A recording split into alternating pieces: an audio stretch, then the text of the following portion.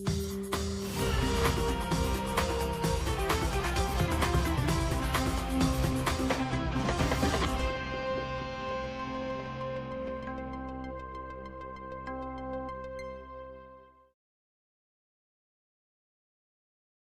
vivo, 7 horas da manhã, horário de Brasília.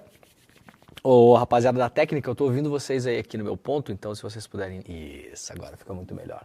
Não que eu não goste das pessoas, né, mas fica um pouco confuso. Muito obrigado, muito bom dia para todo mundo que está por aí. São 7 horas da manhã, horário de Brasília, 3... Hoje é 3 de julho de 2024, o ano está passando voando, né? Eu não sei se é a sensação que vocês têm, mas a minha é. E teremos eleições, então quando começar a loucura das eleições, quando a gente piscar o olho, estaremos já em novembro e dezembro. Estamos ao vivo em todas as redes sociais, vocês sabem, né? No Twitter, na Twitch, no Facebook e no Instagram e também nos nossos canais do YouTube. Então, se você quiser acessar este programa, você pode acessá-lo pelas redes, pode ir deixando o seu like, aquela coisa toda, né? Estamos sem áudio? Estamos sem áudio. Estamos sem áudio, eu sei. Tá com áudio? Estão com áudio? As pessoas ouviram o que eu falei? Tá tudo certo? Ah, então tá bom. Estamos ao vivo pelas redes sociais, estamos ao vivo pelos nossos canais do YouTube, se você quiser nos acompanhar lá pelo YouTube, YouTube do ICL Notícias, YouTube do Eduardo Moreira e também pelo YouTube do Leandro Demore. Por gentileza, se você puder, pela manhã, agora, em qualquer momento, compartilhe este programa, mande para o seu grupo de amigos lá no WhatsApp ou lá por e-mail ou poste nas redes sociais. É só clicar aí nos botõezinhos de compartilhamento das redes para fazer com que a gente chegue mais longe, para que as pessoas também descubram que nós estamos ao vivo todos os dias, das 7 às 8 horas da manhã, de segunda a sexta, horário de Brasília. Hoje, aliás, estarei lá no ICL Notícias primeira edição, tá bom? Então, terminando o Desperta aqui, estarei lá no ICL Notícias primeira edição, então fiquem com a gente, vocês sabem, o ICL tem programação até para lá do meio-dia, durante toda a manhã, e depois nós voltamos às 6 horas da tarde com o ICL Notícias segunda edição. Muito bom dia, muito obrigado para quem nos acompanha também pela TV aberta. Se você estiver em São Paulo, em Salvador ou em Porto Alegre, esta semana começamos a transmitir o programa em mais um canal de televisão. A coisa está crescendo, né? Parece que cresce, né, Igor? Parece que cresce. Então, você pode nos acompanhar em São Paulo pela televisão, pela TVT, em Salvador pela TV Quirimurê e agora a nossa nova praça de transmissão para a televisão aberta, ou seja, você vai no seu aparelhinho de TV, aquele, lembra? Que a vovó tinha? Então, você vai lá e você pode procurar a Pop TV, que é uma nova emissora de televisão que também transmite esse programa. Então, estamos ao vivo em 3 programas de TV, na TV Quirimurê, na Bahia, em São Paulo, na TVT e agora na Pop TV em Porto Alegre. Muito obrigado, meus amigos que estão chegando agora na audiência pela Pop TV. Se você quiser acompanhar este programa pelo rádio, tá indo para o trabalho, tá voltando do trabalho, tem o hábito de ouvir rádio no carro, como é o meu caso, né? O maior meio de comunicação já inventado pela humanidade, chama-se rádio, todo mundo sabe, todo mundo concorda com isso, eu não vou nem discutir.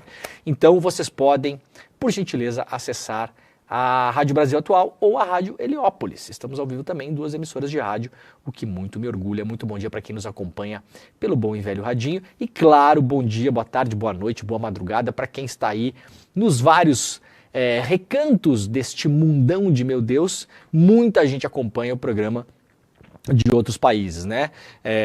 Aliás, um grande abraço para o Vitor Coelho. Encontrei o nosso espectador aqui, fez questão de ir até o aeroporto de Heathrow, em Londres, só para me dar um abraço. Foi lá, chegou lá com a camiseta do Despertar Empreendedor, veio para o Brasil, mora em Londres, veio para o Brasil só para isso, né? Só para participar do nosso evento. Estava entusiasmadíssimo com o evento, voltou para Londres.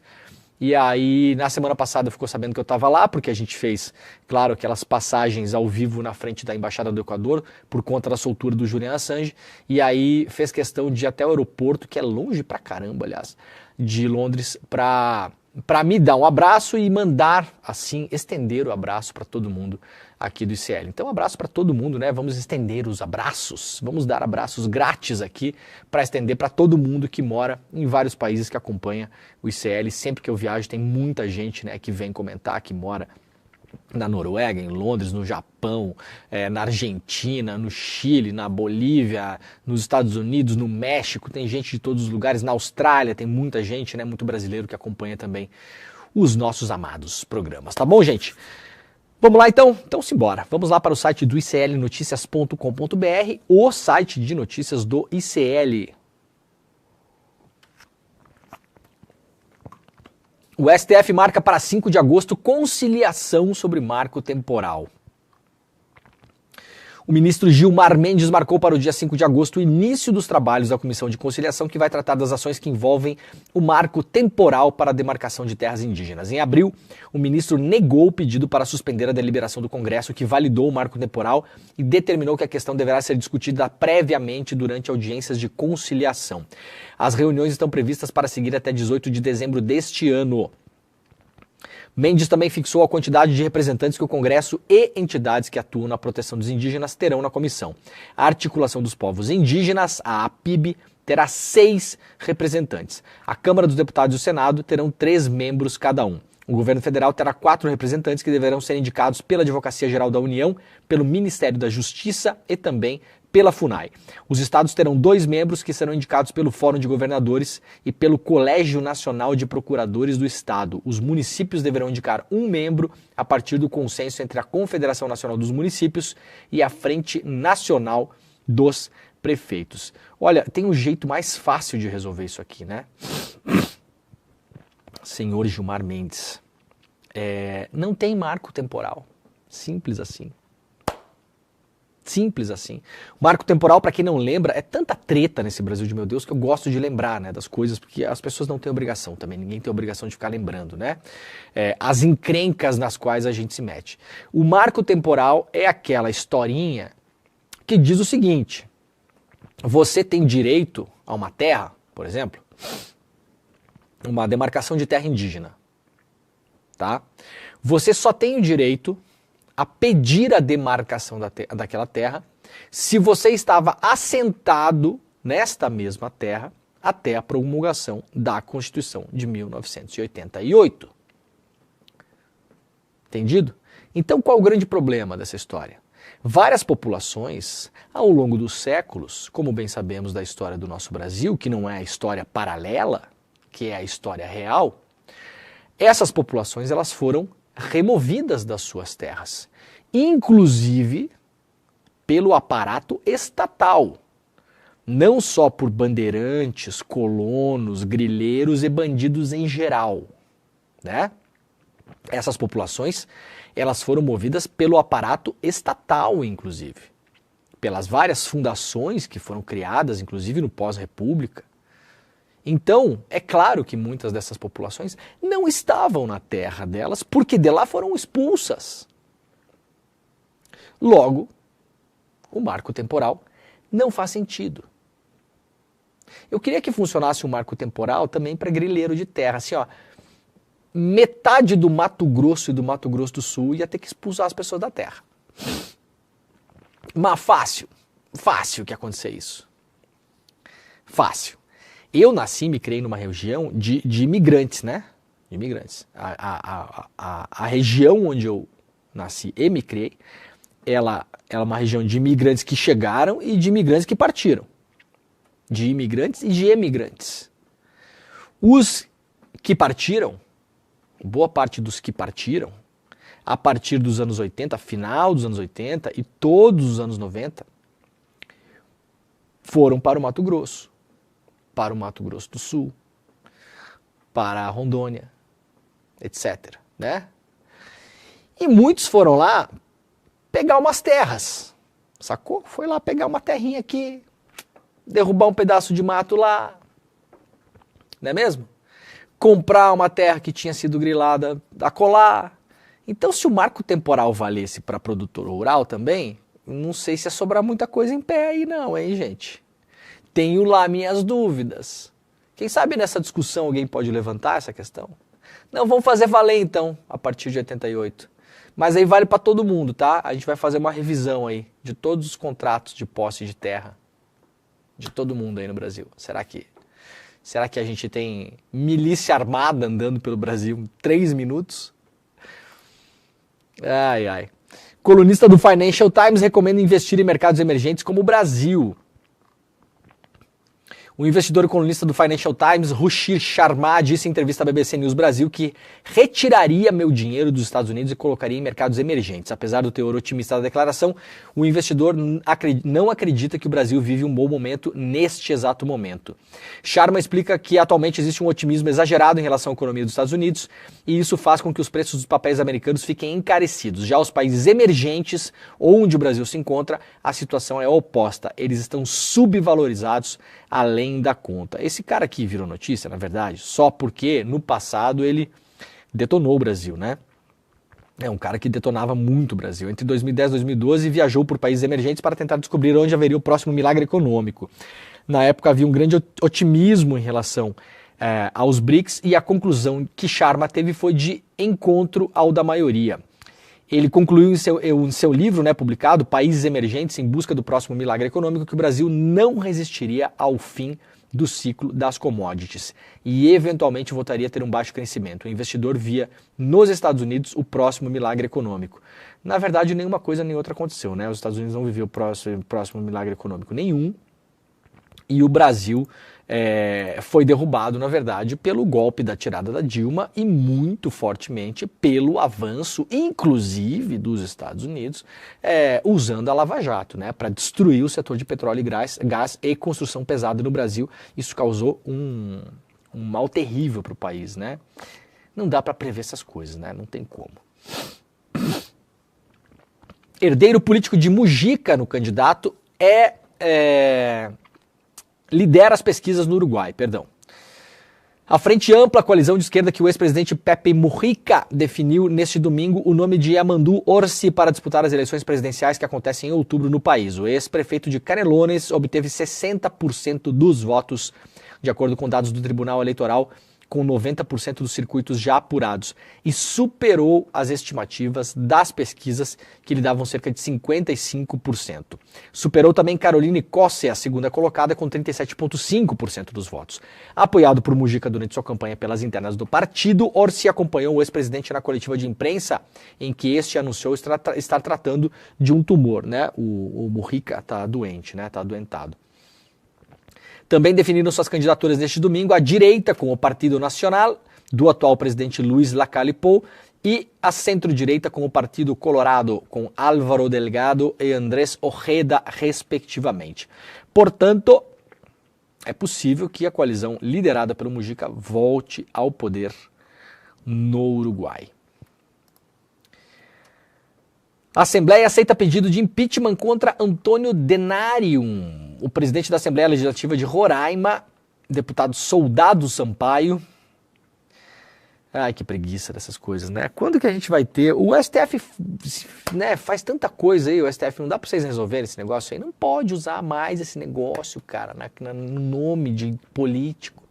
O soldado, general, a capitã não sei quem, né? A capitã cloroquina pode, né? Ninguém vai falar desse troço, cara. É um negócio inacreditável, né? Bom, seguimos.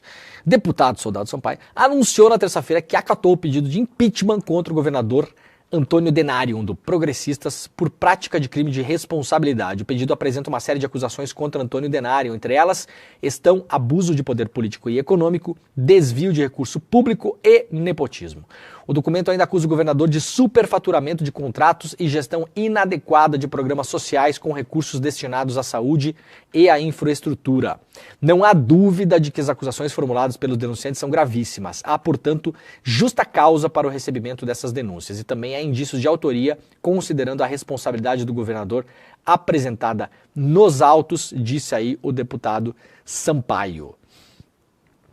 A Assembleia vai publicar no Diário Oficial e o edital de convocação para apresentação dos nomes para formar a comissão especial do impeachment em até 72 horas. Olha aí uma coisa que 72 horas que funciona, aparentemente é essa, né? A comissão vai deliberar sobre a matéria. O governador terá direito à ampla defesa e contraditório no prazo de 10 sessões na Assembleia. O governador Antônio Denarium é alvo de apurações de diversos gastos frente ao governo estadual. A denúncia questiona, por exemplo, a legalidade da transferência de quase 70 milhões de reais a 12 municípios de Roraima. Em novembro passado, o governador empenhou 17 milhões para arcar com a 42ª Expofeira Agropecuária, que teve show do Wesley Safadão e homenageava o presidente da Câmara dos Deputados, o Arthur Lira. Que beleza. O Arthur Lira homenageado pelo Wesley Safadão, até que, né, Igor? Faz sentido, né? Eles podiam fazer uma dupla, né? Safadinho e Safadão, né? Se bem, combina, né? Se bem que ali é 2 Safadão, eu acho, cara. 2 Safadão. É. Não se sabe, é o Safadão e Safadãozãozão.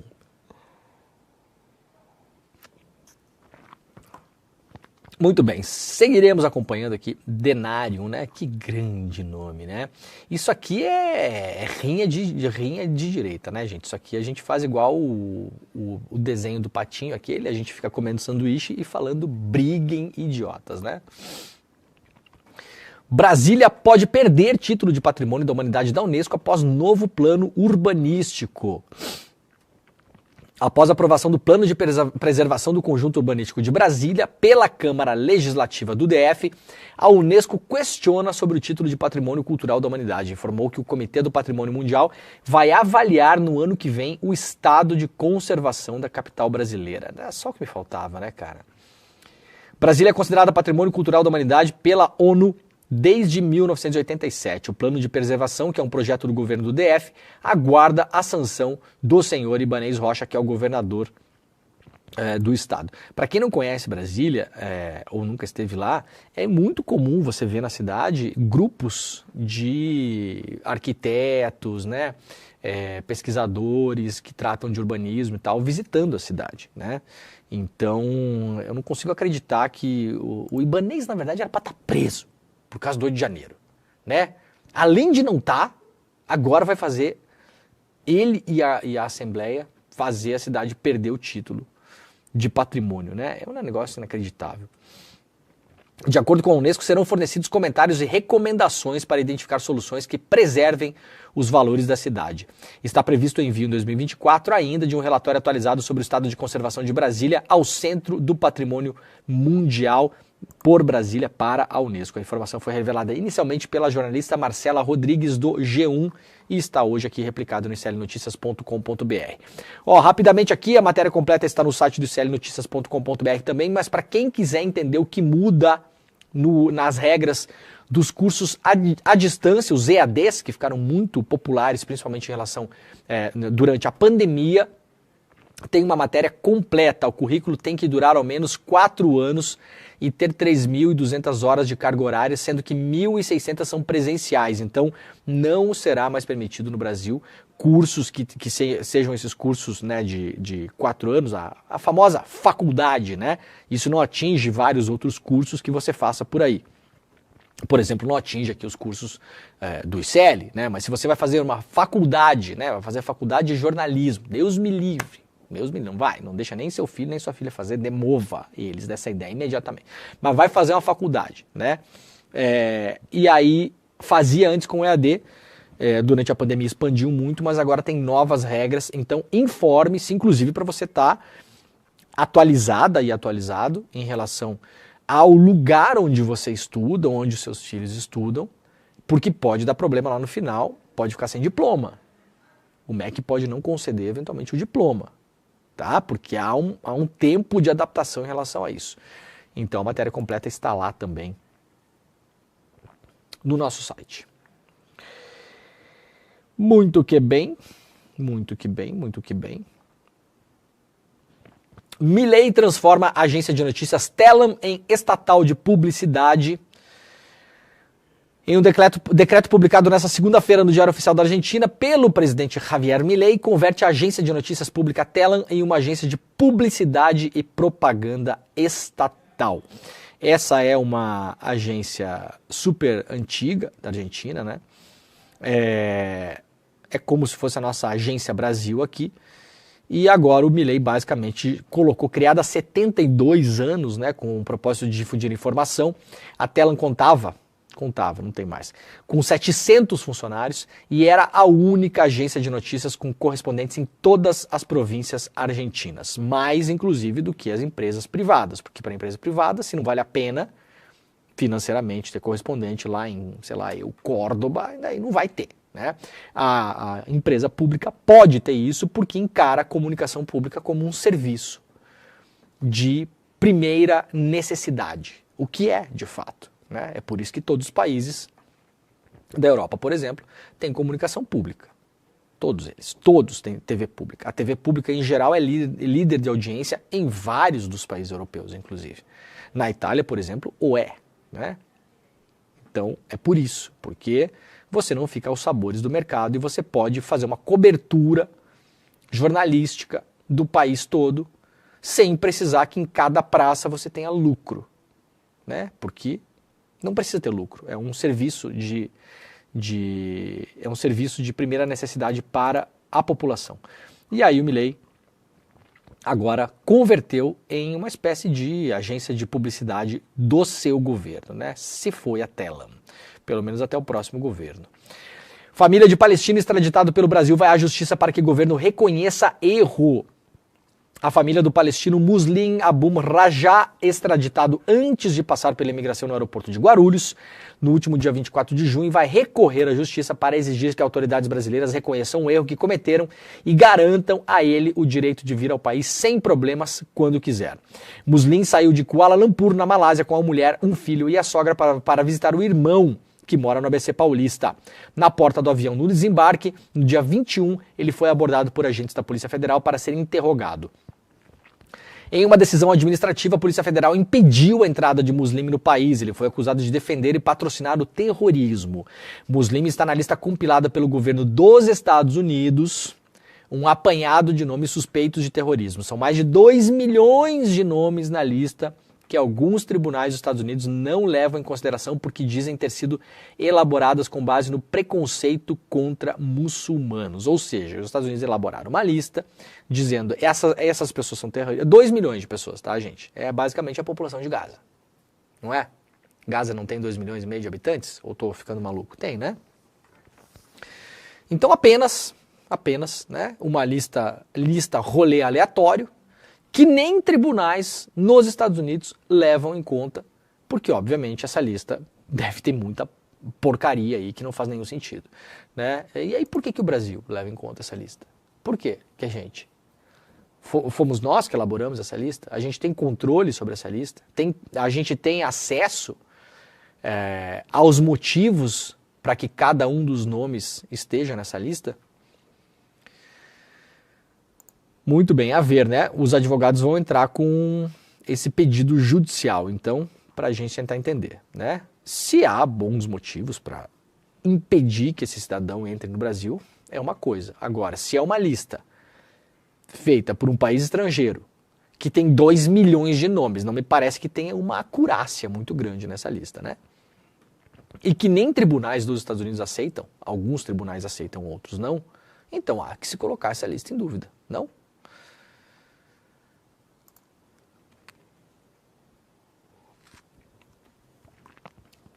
Olha, gente, a Meta, que é a dona do Facebook, né? Esse nome eles mudaram o nome para enganar a gente, né? Eu vou continuar chamando de Facebook, tá? Não adianta vocês tentarem fugir. O Facebook terá que suspender no Brasil o uso de dados na internet para treinar a sua inteligência artificial. A Autoridade Nacional de Proteção de Dados, órgão ligado ao Ministério da Justiça e Segurança Pública, decidiu suspender no Brasil o uso de dados pessoais publicados em plataformas da empresa, que são Facebook e Instagram, né, os dois são da mesma empresa, para o treinamento de sistemas de inteligência artificial. Uma medida cautelar foi aprovada pelo Conselho Decisório da ANPD. O despacho com a decisão foi publicado no Diário Oficial na terça-feira. Foi estipulada uma multa diária de R$50 mil, né, por dia, em caso de descumprimento da decisão. Na última quarta-feira, entrou em vigor uma nova política de privacidade da empresa no Brasil, que abrange o Facebook e o Instagram. O documento autoriza a utilização de conteúdos compartilhados pelos usuários e disponíveis publicamente para o treinamento da própria inteligência generativa do Facebook, ou seja, nós estávamos autorizando e não adianta não querer não autorizar, porque se não autorizar não pode usar o aplicativo. Você sabe, né? É tudo um grande teatro, né? Porque você vai dizer não, então eles vão dizer, então não use o meu aplicativo. E aí você tem a sua lojinha aí, o seu comércio online e tal, que é super dependente de botar foto no Instagram, aquela coisa toda, você não vai dizer que não. E aí eles poderiam, então, a partir disso, usar tudo que a gente posta nas redes sociais para treinar a inteligência artificial deles, para fazer negócios com as informações que nós postamos. Tal tratamento pode impactar o número substancial de pessoas, já que no Brasil, somente o Facebook possui cerca de 102 milhões de usuários ativos, disse em nota a ANPD. Para justificar a medida, o órgão que é ligado ao governo federal destacou a utilização de dados pessoais de crianças e adolescentes para treinar sistemas de IA da Meta, informações que estão sujeitas à proteção especial da Lei Geral de Proteção de Dados. A agência informou que decidiu de ofício, ou seja, por iniciativa própria, fiscalizar a aplicação da nova política da Meta e disse ter constatado riscos de dano grave e de difícil reparação aos usuários. A agência avaliou que a empresa Facebook e Instagram não forneceu informações adequadas e necessárias para que os titulares, ou seja, nós, tivéssemos ciência sobre as possíveis consequências do tratamento dos nossos dados pessoais para o desenvolvimento de modelos da sua inteligência artificial. Bom, fora isso, a Meta lamentou, claro, se disse desapontada, né, bababá, porque, claro, obviamente, é a nova fronteira tecnológica das redes sociais, é a inteligência artificial, né? Agora, para além disso, eu não sei se está na argumentação da Autoridade Nacional de Proteção de Dados, mas vamos lá, pensar um pouquinho, né? E depois eu quero falar aqui para vocês do que a gente vai fazer domingo, que tem muito a ver. Presta atenção no que eu vou falar agora aqui, porque é importante, de fato. E domingo a gente vai ter um super evento do ICL online, ao vivo, exclusivo e grátis, tá? Tá aí, ó, Apocalipse Tecnológico. Daqui a pouquinho eu vou falar sobre ele, mas antes eu quero colocar um contexto em relação a isso aqui, para que vocês prestem atenção nessa questão da inteligência artificial. Gente, olha só, eu sei que é um tema, porque acontece muita coisa no Brasil, né? E a gente, todo dia tem notícia nova. E é o cofrinho do Carluxo, que daqui a pouquinho a gente vai falar aqui, tudo, não sei o quê. Mas, se vocês tiverem um tempo no dia de vocês, leiam, eventualmente, as notícias sobre inteligência artificial. Isso vai mudar o mundo. Mundo. Sabe? Desde, assim, a maneira como você navega na rede social, até a extinção do seu posto de trabalho, tá? A gente está falando assim de uma coisa gigantesca, não é à toa que está tendo um investimento bilionário em cima disso. E infelizmente está sendo feito por meia dúzia de empresas trilionárias. Então esse negócio já começa como um negócio, tá? Aí, quer ver um outro problema grande? Todo mundo que navega em rede social sabe como é a rede social. Tem muita porcaria em rede social. Tem muito preconceito, né? Tem muito racismo, tem muita violência, tem muito ódio, muito ataque, enfim. A gente sabe como é a rede social. Vocês imaginem a inteligência artificial do Facebook e do Instagram sendo treinada a partir dos posts que são postados diariamente no Facebook e no Instagram. Ela será treinada, inclusive, com essa visão preconceituosa, racista, misógina, etc, etc, que impera muitas vezes na rede social, né? A rede social, ela é um corpo, digamos assim, de inteligência que é formado pelas nossas microinteligências. Então, se você vai treinar um robô, ele vai reproduzir os nossos preconceitos. Vocês entenderam? Eu não sei se isso está no documento da Agência Nacional de Proteção de Dados, eu imagino que não, porque eles devem ter escolhido, claro, sabiamente, uma questão jurídica impenetrável, que é essa questão da proteção, por exemplo, da intimidade de crianças e adolescentes. Isso é indiscutível, né? Isso é indiscutível. Agora, isso que eu estou falando aqui é super problemático. Por quê? E aí eu vou explicar. Imagina que você é um advogado, uma advogada, tá? E você vai usar uma inteligência artificial para escrever uma inicial. E não vamos aqui imaginar que as pessoas não farão isso, gente. As pessoas já estão fazendo isso, tá bom? Ninguém vai desinventar essas inteligências artificiais que estão por aí, né? Elas já estão na praça, gente. Já tem gente usando. Pra caramba. E aí você vai escrever uma inicial. Vai escrever lá uma peça jurídica. Ou você, daqui a pouco a gente vai ver, tribunais usando isso. Então, os tribunais terão as suas IAs, as suas inteligências artificiais, para escrever, por exemplo, que seja rascunhos de decisões judiciais. Tá bom? Isso vai acontecer, gente, eu não tenho a menor dúvida. A maneira como a gente vai regular e regulamentar isso. Beleza? Quem é que vai fornecer esses softwares para os tribunais, por exemplo? Quem vocês acham? Quem vocês acham que fornece software hoje para a administração pública brasileira? Para tribunal, para Ministério Público? Quem vocês acham? Para Ministério, para Secretaria, para prefeituras? É o Google, gente. O Google é um mega fornecedor de governos. Vocês sabiam disso? Sabe o Google Doc que você usa lá, as planilhas, coisa, o armazenamento na nuvem, a pastinha, não sei o quê? O Google e várias outras empresas, né, são mega fornecedores do poder público. Então a gente pode imaginar um futuro muito próximo, onde nós teremos, esse é um exemplo, tá? Decisões judiciais sendo rascunhadas por inteligências artificiais. Com base no que essas inteligências artificiais farão a redação dessas decisões? Com base no treinamento que essas redes sociais e outras empresas estão fazendo a partir daquilo que nós postamos na internet.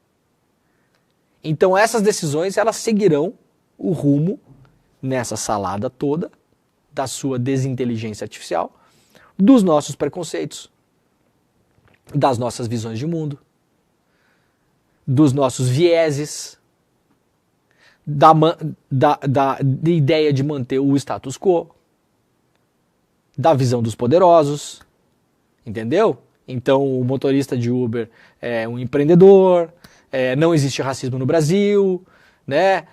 Mulher que reclama que ganha menos que o homem é mimimi. Isso tudo vai entrar no treinamento das inteligências artificiais. Isso é um grande problema, um imenso problema.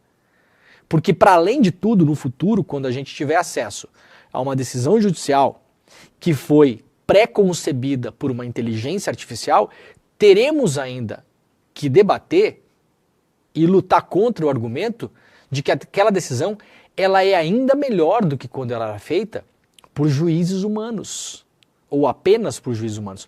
Porque agora entra o fator técnico em cima, né? Vira aquela coisa tecnocrata. Não, mas isso aqui foi feito por uma máquina isenta, que tem capacidade de processamento de não sei quantas mil palavras por minuto, então ela consegue pegar 50 milhões de decisões judiciais que eram muito parecidas com essa e consegue fazer uma média ponderada em 1 milhão e 500 bilhões de cálculos e por isso ela chega numa decisão muito melhor do que era. A gente vai ouvir esse argumento em tribunais, vocês têm certeza disso, não vai demorar nada para a gente estar debatendo esse negócio. A gente vai estar debatendo com um robô daqui a pouco. Então é preciso frear essa galera que está fazendo a corrida da inteligência artificial, debater isso intensamente. No Brasil os debates estão começando a acontecer, o Brasil está um pouquinho atrasado, mas ainda bem, não está tanto, não é tanto. E regular e regulamentar. Nós não debatemos, não regulamos e não regulamentamos as redes sociais. Vejam o que está acontecendo nas redes sociais. Com inteligência artificial vai ser 1000 vezes pior. Tá? 1000 vezes pior. Então comecem a prestar atenção nesse assunto. Esse assunto não é um assunto de iniciados, um assunto técnico que diz respeito a uma coisa que vai acontecer num futuro muito distante e que vai mudar só o jeito que você posta uma bobagem no Twitter. Porque aí você pode ir lá no chat GPT e pedir para ele escrever a bobagem para você. Não, gente, isso vai mudar o mundo, esse negócio. Vai mudar o mundo. Tá? Falando nisso, para quem quiser entender mais sobre isso, então, domingão agora, né? Domingão agora, você pode se inscrever no nosso evento mensal Dessa vez, ele se chama Apocalipse Tecnológico, as estratégias de manipulação que viciaram o mundo e enriqueceram as empresas de tecnologia. A gente vai ter com a gente num evento ao vivo, exclusivo, grátis e online, então você pode acompanhar de qualquer lugar do mundo. Atenção aí, ó, a nossa galera da nossa audiência internacional, você pode acompanhar de qualquer lugar do mundo, ao vivo, 8 horas, horário de Brasília, então você vai ter que se adequar ao seu fuso horário, claro, 8 horas, horário de Brasília. Exclusivo, a gente vai estar com o Adam Alter, que é um dos caras uma das cabeças que mais saca disso, né? Como as redes sociais criaram essas arapucas digitais, nos viciaram e nos transformaram em um pedaço relevante e fundamental do negócio delas. Para quem quiser participar, basta fazer inscrição no despertaicl.com.br. De novo, é de graça, tá bom? Ao vivo, exclusivo, grátis, evento que só o ICL faz no Brasil. Vocês sabem como são os nossos eventos, né? Dezenas de milhares de pessoas que assistem. Eu peço para que vocês façam a inscrição agora, tá? Depois a gente vai falar aqui do cofre do Carluxo, matéria exclusiva da Juliana Dalpiva, que está publicada no nosso site. Só que tira 10 segundos para se inscrever agora. Sabe por quê? Eu tô falando sério mesmo. Muita gente abre o site e deixa lá e fala, vou fazer depois. Aí depois vai assistir o N1, esquece. Vai assistir o Em Detalhes, esquece. Vai assistir o André Campedelli e a Débora Magan, esquece. Vai assistir o Rolê, esquece. E aí vai almoçar, esquece. E daí esquece. Aí, segunda-feira que vem, vocês vêm aqui, encher o meu saco, que não vai ter reprise. Porque não vai ter reprise. Geralmente não tem reprise. Geralmente não tem reprise, tá? E não fica online. Então faça a inscrição agora. É só colocar o seu e-mail e o seu nome. Só isso. Vai demorar 3,5 segundos. despertacl.com.br. despertacl.com.br. Beleza? E aí, nos vemos domingo. Eu vou estar acompanhando também, né? O Edu vai estar tocando o barco, vai estar remando este barco com o Adam Alter. Aí ele vai ensinar também estratégias para a gente se defender das chamadas empresas de tecnologia, né? Que na verdade são grandes empresas de publicidade, não são empresas de tecnologia, vocês sabem, né? O Facebook nunca inventou nenhum coração artificial para fazer transplante de coração, né, gente? É uma empresa que faz tecnologia para vender publicidade, né? Muito bem? Então, muito bem. Vamos lá para a nossa notícia principal do dia. Matéria publicada lá no iclnoticias.com.br na coluna da Juliana Dalpiva. Exclusivo, chefe de gabinete pagava sistematicamente despesas pessoais de Carlos Bolsonaro. A coluna teve acesso com exclusividade a relatórios da investigação do Ministério Público do Rio de Janeiro sobre o esquema de rachadinha no gabinete de Carlos Bolsonaro, o filho 02 do ex-presidente Jair. Reportagem assinada pelo Igor Melo. Na análise bancária do vereador e de seus funcionários, foi verificado que o chefe de gabinete de Carlos, Jorge Luiz Fernandes, pagou sistematicamente boletos de despesas do filho do Jair, como faturas de cartão de crédito, plano de saúde, impostos e até multas de trânsito. Foram encontrados 23 contas do vereador e de pessoas ligadas a ele, pagas por Fernandes entre 2012 e 2019, que somam um total de R$ 27.900. Ao mesmo tempo, só foi identificado uma transferência online de R$ 8.000 de Carlos para Jorge, ou seja, o senhor Jorge pagou várias contas do Carluxo e o Carluxo aparentemente nunca botou esse dinheiro na conta do senhor Jorge. Então alguma coisa estranha. Ah, por quê? De onde vem esse dinheiro? Qual o mistério? O senhor Jorge começou a pagar as contas do senhor Carlos, por quê, né? O Laboratório de Combate à Lavagem de Dinheiro e Corrupção do MP do RJ analisou por amostragem esse tipo de movimentação financeira. Isso significa que o número pode ser ainda maior.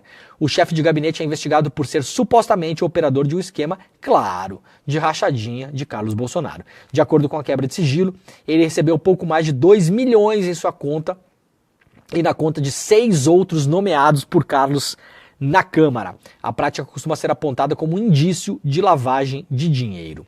A primeira vara criminal especializada do TJ do Rio de Janeiro autorizou a quebra de sigilos fiscais e bancário de Carlos Bolsonaro e de seus assessores de 2005 até 2021. Ainda sobre esse tema, Carlos Bolsonaro acessou o cofre em banco antes de pagar imóvel com dinheiro vivo.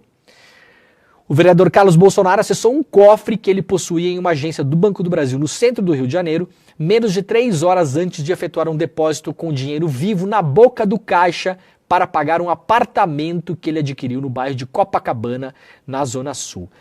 Eu não conheço gente que paga imóvel em dinheiro vivo, a não ser que tenha assim alguma preferência, sabe? Você já comprou um imóvel? Alguém já comprou um imóvel? Mesmo que você tenha dado entrada num dinheiro para financiar o seu imóvel na Caixa Econômica Federal, né? Que, aliás, agora tem mais crédito, né? Porque no governo Bolsonaro os caras cortaram tudo. Então você corre lá para a Caixa que dá para financiar uma casinha lá. Alguém vai no banco sacar dinheiro e depositar dinheiro na boca do caixa pra quê? Gente, eu tenho medo de sacar R$200 no centro do Rio de Janeiro. 200. Com medo de ser roubado. Quem que vai sacar 70 conto para transportar esse negócio numa mochila, numa sacola do supermercado Zona Sul? Sei lá eu como é que transporta esse dinheiro. Pra quê? Assim, gente, o Banco do Brasil tem DOC, TED e Pix, né? Eu não sei se nessa época aqui já tinha o Pix, né? O Pix foi inventado pelo Temer, né? Acho que não tinha o Pix ainda. É esquisito, né? Vocês não acham esquisito esse negócio? Vou comprar um imóvel, o que eu vou fazer? Eu vou lá no banco, vou sacar R$300 mil, claro, por que não? Super seguro, no centro do Rio de Janeiro. É muito seguro isso. É muito comum, é usual. Eu trabalhei muitos anos no centro do Rio de Janeiro, via pessoas caminhando assim com sacolas cheias de dinheiro. É muito comum, as pessoas nem notam mais. Se você não tá com uma sacola, a pessoa nota, a pessoa fala... Demore, o que aconteceu? Você está bem hoje? O que aconteceu? Não, estou ótimo. Mas cadê sua sacola de dinheiro? Você não está caminhando com a sua sacola de R$70 mil hoje? Essa gente é uma gente estranha, né? O valor declarado em cartório para a transação do imóvel foi R$70 mil, que é outra coisa estranha. O cara compra, tá, um apartamento em um apart-hotel em Copacabana por R$70 mil, Carluxo, manda o folder da construtora que a gente está precisando fazer investimento. Eu já falei aqui, falei para o Rafael Donatiello já, a gente tem que fazer um curso de gestão financeira com a família Bolsonaro. Eles são um fenômeno. Um fenômeno. Alguém consegue entrar num site de compra e venda de imóveis agora, e achar um apartamento à venda em Copacabana por R$70 mil, que não tem o tamanho de uma ratoeira, nem acho que ratoeira mais por R$70 mil, acha. Tá, gente? Nem mais. O problema é que o apartamento tinha sido avaliado pela prefeitura para cobrança de impostos. A avaliação da prefeitura, R$236 mil. Tá bom? Em São Paulo nem caixa de sapato, né? Tá dizendo o Igor aqui. 70 conto, velho. 70 conto a pessoa gasta de aluguel num ano.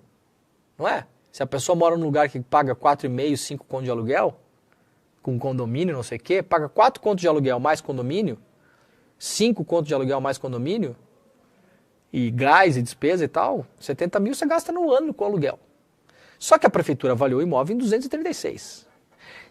Geralmente, e quem já fez transação imobiliária sabe disso, quem trabalha com imobiliária sabe disso. Hoje está mais difícil, mas nessa época aqui não era tão difícil. Geralmente a avaliação que é feita pela prefeitura, e geralmente era uma autoavaliação, era uma autodeclaração de valor de imóvel. E as pessoas declaravam um valor menor para pagar menos IPTU. tá bom? Então, é muito possível, inclusive, que o valor desse imóvel, nesse apart hotel, não seja 236, seja mais. Vocês entenderam? O Carluxo pagou 70. É um fenômeno. É um fenômeno. É inacreditável. É um gênio das finanças. Não parece, né? A gente vê aquele cabeção assim, né? A gente não sabe que ali dentro tá rodando o quê? Tá rodando um banco imobiliário. É um negócio inacreditável. Na escritura do imóvel, o Carluxo, segundo apurou o Igor Melo, lá na coluna da Juliana Dalpiva, que está lá no site do ICL Notícias, o Carluxo disse na escritura que efetuou o pagamento por meio de transferência bancária. Isso tinha sido revelado pelo Estadão, pelo Estado de São Paulo, em 2020. Né? Naquela época que o Estadão ainda fazia jornalismo, né? Faz tempo.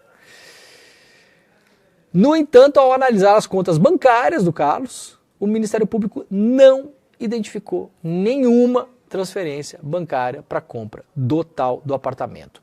No extrato bancário de Carlos consta um débito no valor de 60 mil, cujo lançamento foi identificado como pagamentos diversos autorizados. O documento está aqui, isso aqui eu gosto. Isso eu gosto. Isso é gostoso demais, né? Documento, como dizia minha avó. Documento. A minha avó, ela tinha muita preocupação quando eu ia viajar, porque não era para perder os documentos. Não perde os documentos, meu filho. Tá aqui o documento, aqui, ó. Carlos Nantes Bolsonaro, 60 mil reais. Depósito em conta corrente, escrito aqui, né? Valor em espécie. Em espécime, né? Ai. Para atingir saldo suficiente para a transação, que era de 70 mil reais, Carlos já havia recebido um depósito de 10 mil reais em espécie também dias antes. No dia 20 de março, data em que o pagamento do imóvel foi feito, consta um novo crédito, dessa vez de R$ 31.600, identificado como resgate da poupança. O relatório não indica de qual conta teriam vindo esses recursos, nem se pertencia ao vereador.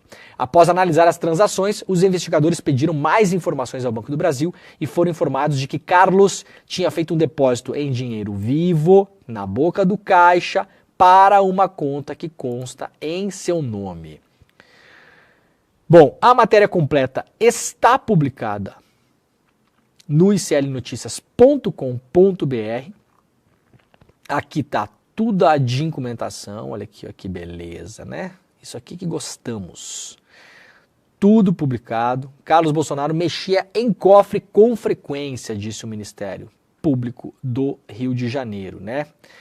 Ele tinha um cofrezinho lá nessa agência, aquela coisa toda. Bom, a suspeita é de rachadinha, né, gente? O que é a rachadinha? Você se elege, a família Bolsonaro tinha a empresa Rachadinha S.A., né? Vários gabinetes, um vereador, um deputado estadual, um senador, não sei o quê, né? Vários gabinetes. Tem direito a ter um número X de funcionários, contrata o mínimo possível para rodar a máquina e o resto faz de conta que contrata. Né? Lembram da filha do Queiroz, que era funcionária fantasma, do Jair Bolsonaro em Brasília? E a imprensa descobriu na época que ela jamais tinha pisado em Brasília. Se eu não me engano, matéria até publicada pela Amanda Audi no Intercept, na época, isso aí faz uns 4 anos já, eu acho. 3, 4 anos, 4 anos eu acho. Que a Amanda conseguiu acesso ao registro de entrada e saída da Câmara dos Deputados em Brasília. Então a assessora do Jair, que era filha do Queiroz, se não me engano era Natália o nome dela, Queiroz, não lembro agora. É muita treta, né? Ela nunca tinha pisado em Brasília. Veja só, a família Bolsonaro, além de eles serem uns gênios da gestão financeira, né? O Bolsonaro criou 4 filhos com salário de deputado. Uma casa na beira do mar, no Rio de Janeiro. Na Barra da Tijuca, um dos metros quadrados mais caros deste país. É um fenômeno. Além de eles serem também fenômenos na gestão imobiliária, né? Quantos imóveis já a Juliana Dalpiva devia montar uma imobiliária, gente. Vocês não acham? A gente devia fazer, sabe o quê? Eu vou dar uma ideia genial aqui que eu acabei de ter. Ideia genial. Atenção. Rafael Donatiello, você está acordado. Vamos fazer o banco imobiliário dos imóveis do Bolsonaro, joguinho, para vender na loja do ICL. A gente fala com a Juliana, ela sabe todos os imóveis do Bolsonaro, todos. A gente faz um jogo de tabuleiro do banco imobiliário dos Bolsonaro. Entendeu? Casa lá na zona de milícia, né? Pá, aqui, opa. Terra grilada, ganhou, opa, conseguiu comprar terra grilada para construir apartamento ilegal que desaba depois, né? Esse não é um bom negócio. E para além disso, os Bolsonaro, eles são pioneiros no home office, né, gente? Não é, Igor? Porque se a pessoa tinha que trabalhar em Brasília e nunca pisou lá, vejam, é uma visão, né? É uma visão porque isso aí foi antes da pandemia, tá? Então, obviamente, isso aqui tem que ser investigado e que se dê, já está sendo investigado, óbvio, né? E que se dê ao Carluxo o direito de explicar. Mas assim, parece que é aquilo que parece, né? Parece que é aquilo que parece. Assim, não é comum. São comportamentos atípicos, né? Ninguém fica sacando dinheiro para depositar na boca do caixa, gente. Para quê? 70 mil. Qual que é a lógica? Como que comprou esse imóvel nesse valor declarado? Se a própria prefeitura tinha taxado o imóvel para fins de imposto, de IPTU e de imposto de transferência quando o imóvel é vendido. Em mais de 230 mil reais o valor. Com muita chance de ser maior ainda, porque essas atualizações que a prefeitura faz, feitas pela prefeitura por zoneamento e tal, quem mexe com imóvel sabe disso, elas são mais recentes, né? Antigamente o que acontecia? Você fazia uma transição imobiliária, comprava um apartamento, por exemplo, e você declarava o valor na escritura. E a partir do valor declarado, a prefeitura cobrava o seu IPTU e também o imposto de transferência. Quando se compra e vende imóveis, tem que pagar imposto, né? A não ser que você faça uma transação bancária a cada 5 anos, se eu não me engano, ou a não ser que você venda um imóvel, por exemplo, e compre outro em um intervalo de 6 meses, tá? Aí você não paga o imposto. Mas a título de pagamento de imposto, era uma autodeclaração. Então, é possível, inclusive, que esse apartamento custe mais do que 230 mil reais. Em Copacabana, um apart-hotel, não sei. Né? Tá barato demais. Parabéns, Carluxo, olha, você é um gênio. A gente olhando assim de fora não parece, né? Mas assim...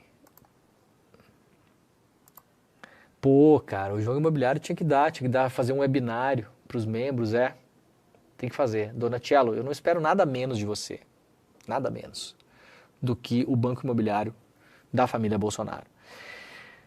Carlos Bolsonaro não pagou o plano de saúde com a própria conta por 9 anos, diz Ministério Público. Um relatório do Laboratório de Combate à Lavagem de Dinheiro e Corrupção do Ministério Público do Rio de Janeiro, obtido pela coluna Com Exclusividade da Juliana Dalpiva, a matéria do Igor Melo, as 3 matérias exclusivas de hoje estão no nosso site, tá tudo lá no iclnoticias.com.br, constatou que o vereador Carlos Bolsonaro só pagou um boleto de plano de saúde com sua conta bancária em 9 anos de contratação deste tipo de serviço. Existe suspeita de que os pagamentos possam ter sido feitos em espécie com dinheiro oriundo de rachadinha, ou seja, dessa galera que é contratada no papel, mas na prática não trabalha e parte do salário que deveria ir para o trabalhador, parte ou todo, vai para as mãos do, no caso, Carlos Bolsonaro. Esse é o esquema, tá, gente? É assim que funciona o negócio. A análise aponta que Carlos Bolsonaro teve contratos ativos com 2 operadoras de saúde, né, 2 planos de saúde entre 2011 e 2020, a Qualicorp e a Unimed. O único pagamento encontrado, feito por ele, aconteceu em dezembro de 2014. Aqui está a documentação também publicada na reportagem. O valor total, aqui ó, como a coluna revelou, o MP constatou que o chefe de gabinete, o Jorge Fernandes, sistematicamente pagava as despesas pessoais do Carluxo.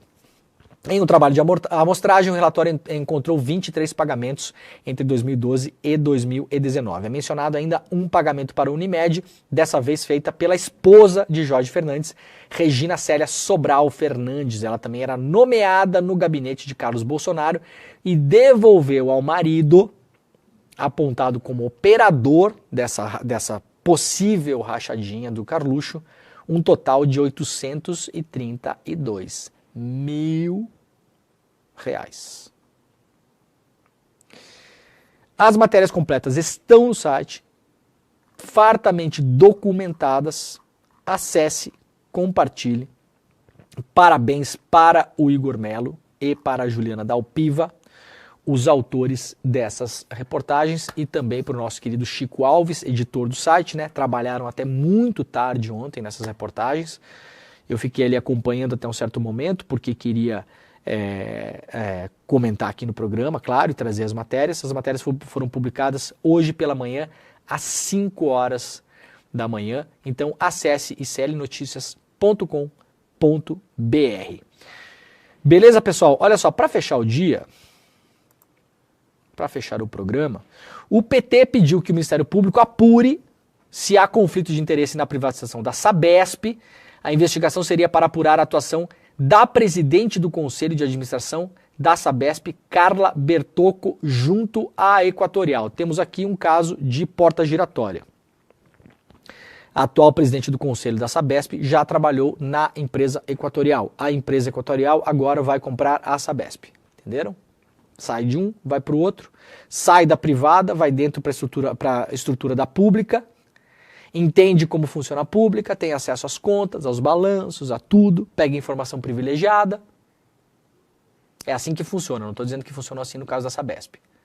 Tá? E vocês me escutem que eu vou colocar um vídeo aqui provando para vocês que eu consigo antecipar o futuro, inclusive. Daqui a pouquinho a gente vai rodar esse vídeo aí, daqui a pouquinho, para mostrar que eu antecipei o futuro ontem. Tá? Então isso vai ter uma investigação. Outra coisa importante. Sindicato aciona o TCE de São Paulo contra a oferta da privatização. O estudo questiona a avaliação que foi feita em relação a quanto a Sabesp vale e quanto essa empresa Equatorial quer pagar. Essa empresa administra a energia elétrica de Porto Alegre e eu falo com muita tranquilidade. A Equatorial é um lixo de empresa enquanto administradores do negócio. Eu não estou nem falando aqui sobre ser bom ou ruim privatizar, que no meu caso, obviamente, eu acho ruim. Ainda mais serviços essenciais. Você não pode escolher comprar energia de outro lugar. Você está preso a uma empresa. É uma situação de monopólio, onde a empresa faz o que bem entender, não tem concorrência. Por isso ela pode fazer o que ela bem entender. Aí ontem a Folha de São Paulo publicou uma matéria interessante. Vamos ver a hora que essa matéria foi publicada. 8h48 da noite. Plano da Equatorial, que é a empresa que quer comprar e que vai comprar a Sabesp aparentemente, para a Sabesp fala em que cortar gastos com empregados e distribuir mais dinheiro a acionistas. Quem falou isso ontem? Quem falou isso ontem? Quem falou? Vamos tocar um trecho do programa de ontem, do Desperta de ontem, de manhã. Essa notícia não tinha saído da Folha ainda. E eu falo exatamente a mesma coisa. Porque como dizia minha avó, eu só adivinho. Tava difícil de adivinhar essa, né? Vamos tocar o pedaço? Vamos lá. O que vai acontecer com a Sabesp? Eu vou dar o retrato aqui, porque é o que acontece sempre, tá? Não é que eu estou adivinhando o futuro não, porque é assim que funciona no mercado.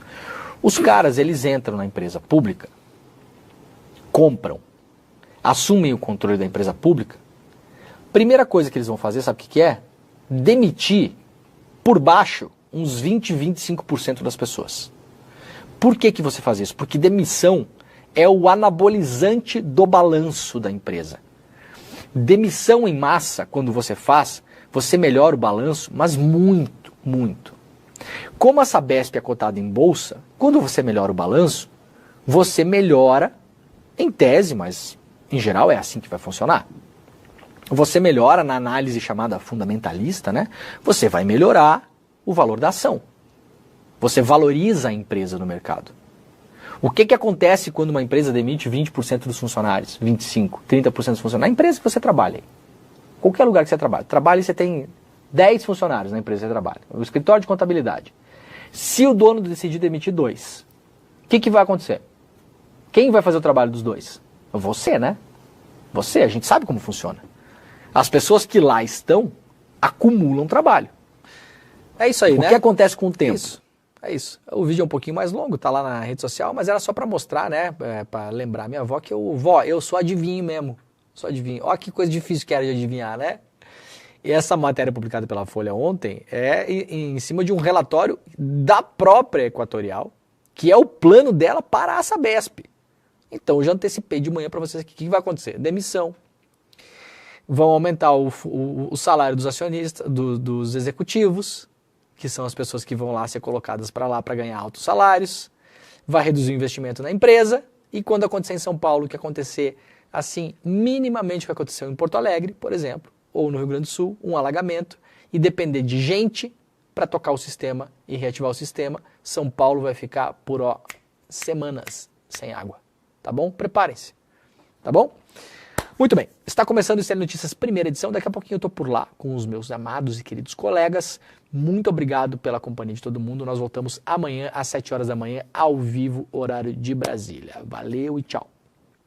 O cara que foi eleito um dos 40 maiores professores de negócios do mundo topou dar uma aula para o ICL. Ele vai nos dar uma aula sobre o vício em tecnologia que tomou conta da vida de todo mundo, enriquecendo empresas e destruindo vidas, explicando quais são os segredos por trás desse vício e nos ensinando a gerenciar esse que pode ser um dos maiores problemas na vida de todo mundo, nos roubar anos de vida literalmente. O nome dele é Adam Alter. Ele que escreveu o best-seller Irresistible, que quer dizer irresistível em português, ficou muito tempo em primeiro lugar na lista de mais vendidos nos Estados Unidos. Para você se inscrever na aula que vai acontecer dia 7 de julho, 7/7, às 8 horas da noite, uma aula para assistir com os filhos, uma aula para assistir com todo mundo em casa e uma aula para não perder.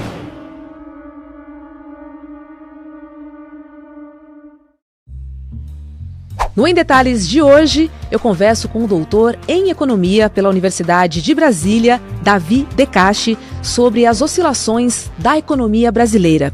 O que realmente está acontecendo na economia do país? Por que o PIB cresce, o desemprego cai e mesmo assim o mercado segue agitado? É hoje, às 10h30 da manhã, o Em Detalhes, logo após o ICL Notícias, primeira edição. Eu espero por você.